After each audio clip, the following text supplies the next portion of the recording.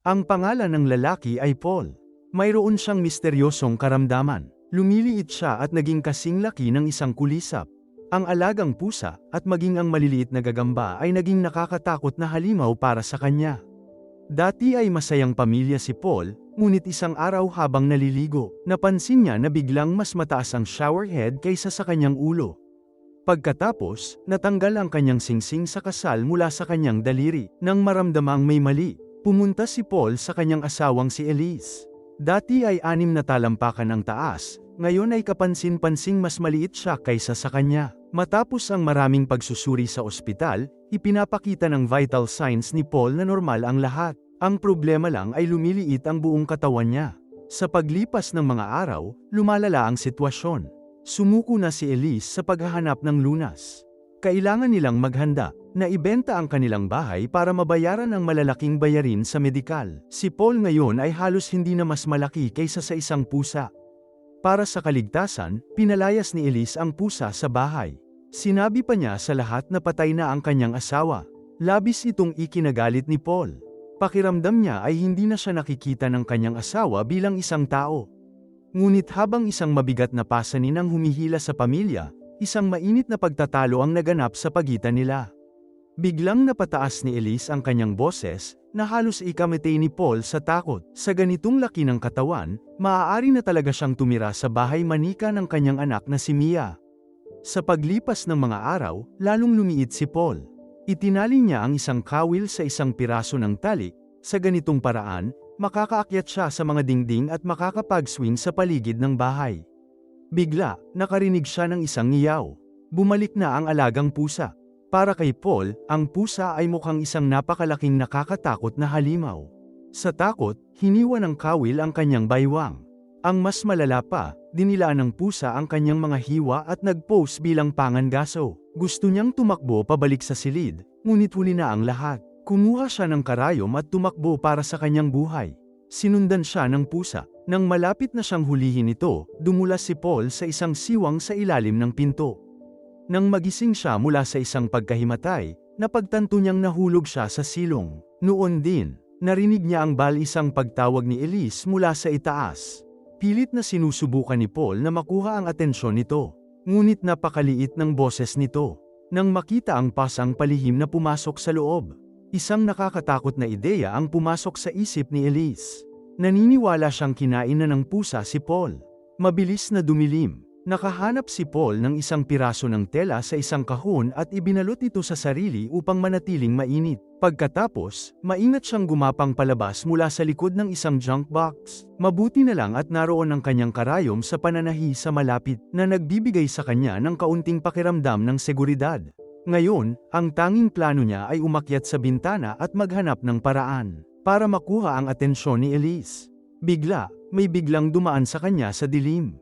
Mabuti na lang at may tumutulo na tubo sa silong, kaya huminto si Paul para uminom. Naglaan din siya ng ilang sandali para linisin ang sugat sa kanyang baywang. Pagkatapos ng mahaba at nakakapagod na gabi, narinig niya ang boses ni Mia mula sa itaas. Nang marinig niyang nawawala ang kanyang ama, hinanap niya ito kahit saan. Ito ang nagbigay kay Paul ng bagong kislap ng pag-asa. Nakakita siya ng isang basag na piraso ng chalk sa sulok. Gamit ang lahat ng kanyang lakas, isinulat niya ang kanyang pangalan sa paanan ng hagdan. Pagkatapos, nagsimulang umungol ang tiyan ni Paul. Buti na lang, dahil sa isang lumang problema sa daga, naglagay si Elise ng bitag sa sulok. May isang malaking tipak ng keso na nakapatong dito. Ginamit ni Paul ang kanyang karayom upang paalisin ang mga langgam.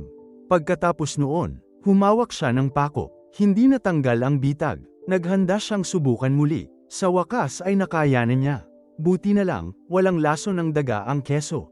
Nagugutom, nagsimulang magpista si Paul sa pagkain. Hindi niya alam, isang nakakatakot na anino ang gumagapang sa likuran niya. Isa itong gagamba. Iwinaksi ni Paul ang kanyang kuko nang walang pakundangan at sa wakas ay nagawa niyang itaboy ang gagamba. Puno ng mga gagamba ang silong. Kung walang ligtas na kanlungan, kakainin siya na parang insekto sa kalaunan. Dumampot si Paul ng takip ng bote at pinuno ito ng tubig. Gumamit siya ng basang-basahan para palambutin ang isang carton na kahon. Umukit ng butas gamit ang kanyang pako, at gumapang papasok. Sa wakas, hinaranggan niya ang pasukan, sa wakas ay ligtas na siya. Lumipas ang ilang araw pa, at tila tinanggap na ni Elise ang katotohanang patay na si Paul. Umalis na siya ng bahay ng tuluyan, kasama ang kanilang anak na si Mia. Dahil sa desperasyon, nagbutas si Paul ng tapo ng alak. Iniinom niya ang sarili hanggang sa makatulog araw-araw. Ang mas malala pa, patuloy na lumiliit ang kanyang katawan. Napagtanto ni Paul na kung hindi niya haharapin ang gagamba ngayon, magiging hapunan siya nito kapag naging kasing laki na siya ng isang tunay na insekto. Dahil sa lakas ng loob, umakyat siya sa tangke ng isda. Handa na siyang hamunin ng gagamba sa isang tunggalian, ngunit pinili ng gagamba na umatras at umatras habang si Paul ay nakakaramdam ng pagmamalaki sa kanyang tagumpay. Hindi sinasadyang nahulog siya mismo sa tangke ng isda. Mabuti na lang, isa lamang itong goldfish doon. Kung ito ay isang mandaragit na isda, si Paul ay magiging pagkain na ng isda na ngayon. Nagbabago ang eksena, at hindi sumuko si Paul sa pangangaso ng gagambang yun. Unti-unti siyang lumapit sa kanyang target. Sinubukan niyang hulihin ang gagamba sa ilalim ng takip ng bote, ngunit malinaw na minamaliit ni Paul kung gaano katalino ang gagamba. Sa wakas, hinugot niya ang kanyang karayom, handa nang makipaglaban hanggang kamatayan. Pagkatapos ng ilang matinding pag-atake, napaatras si Paul sa isang sulok, sa gitna ng matinding. Sa sandaling yun, dumampot siya ng isang nabali na sanga at itinusok ito ng malakas sa ulo ng gagamba. Sa wakas ay tumakbo palayo ang sugatang gagamba ng may pagniwi. Naangguwas si Paul ng ilang tuyong piraso ng carton. Pagkatapos, nakahanap siya ng isang pakete ng posporo, ngunit napakaliit at mahina niya ngayon kaya hindi niya magawang pumutok ng posporo kahit gaano pa niya subukan. Sa wakas, ngayon, pakiramdam ni Paul ay parang isang taong kuweba na unang nakakita ng apoy. Ang maliit na kislap ng liwanag na ito ay sa wakas ay nagbigay sa kanya ng kaunting kapayapaan ng isip. Sino ang nakakaalam kung gaano pa katagal ang lumilipas? Ngunit patuloy pa rin si Paul na lumiliit. Sa ngayon, halos hindi na siya kasing laki ng isang langgam. Bigla, nakarinig siya ng mga yabag sa itaas. Sumugod siya, puno ng pananabik. Maliit ang kanyang katawan, ngunit mas matalas ang kanyang mga pandama kaysa dati. Nakakabingi na ngayon ang mga ingay ng tao sa kanyang mga tainga. Ngunit hindi si Elise ang pumasok sa silong. Isa itong ahente ng real estate. Naibenta na ni Elise ang bahay. Habang nakatingin sa mga isdang ginto na namamatay sa gutom sa tangke, nawalan na ng pag-asa si Paul. Biglang may lamok na umugang sa kanyang tainga. Ang bintana ang tanging daan palabas niya. Tumingala siya sa isang larwang sundalo. Dati kasing taas niya, ngayon ay parang isang skyscraper. Ngunit ang pagiging maliit ay may mga bentaha. Ang hilatsa ng makinis na mesang kahoy ay parang isang mabatong landas sa bundok. Sinimulan ni Paul ang mahabang pag-akyat. Ang isang 3 talampakang mesa ay parang isang napakalaking bangin para sa kanya, dahil sa purong determinasyon. Sa wakas ay nakarating siya sa ibabaw ng mesa. Isang malaking puwang ang hamarang sa kanyang dinadaanan. Kinagat ni Paul ang bala, tumakbo, at tumalon. Sumunod ang isang mas malaking hamon, isang napakalaking sapot ng gagamba. Sa ganitong laki, hindi na niya kayang labanan ng isang gagamba ng mag-isa. Ikinuyom niya ang kanyang mga daliri sa paa, takot na mahawakan ng malagkit na seda, habang sumusugod ang gagamba palapit sa kanya. Natakot si Paul na lumaban man lang. Noon lang, isang malas na insekto ang lumipad sa sapot. Tumalikod ang gagamba upang agawin ang insekto. Bahagya na lamang nakatakas si Paul. Sa wakas, narating niya ang paamano ng bintana.